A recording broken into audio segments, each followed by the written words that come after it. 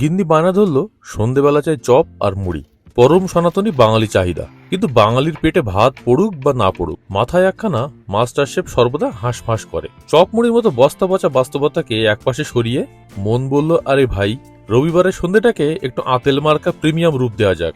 ব্যাস, শুরু হয়ে গেল এক এলাহি গবেষণা কার্য।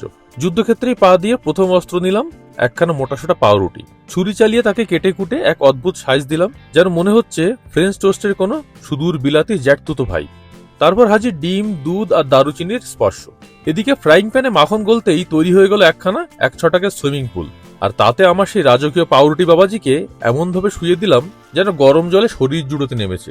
একদিকে আপেল কাটার হাত সাফাই, অন্যদিকে পাউরুটির পিঠ একেবারে কয়লা তুড়ি।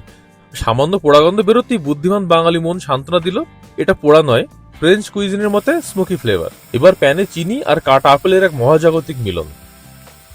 সেই ক্যারামেল মাখানো আপেলকে পরম সম্মানে তুলে বসিয়ে দেওয়া হলো পাউরুটির ব্রহ্মতালুতে, আর পাশে ফেনা তোলা কফি। কারণ গরম কফি ছাড়া বাঙালির আতেলগিরি যাওয়ার পূর্ণতা পায় না। চাটা আলাদা ভালোবাসা, এর সাথে কফিই যাবে।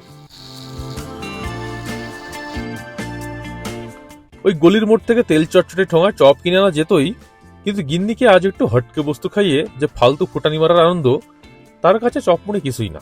প্লেটে কাটা চামচগুলো সাজিয়ে দিলাম যেন একখানা মিউজিয়ামের এক্সিবিট। অবশেষে সেই ঐতিহাসিক ট্রে হাতে ড্রয়িং রুমে পদার্পণ। পাশে গিন্নি আর পুচকে দুর্গা। সারাদিনের খাটুনি আর সংসারের জাতাকল শেষে পরিবারের সাথে একটু হাসাহাসি আর এক চুমুক গরম কফি। ব্যাস, এই সাধারণ সুখটুকের জন্যই তো মধ্যবিত্তের এত কাণ্ড কারখানা।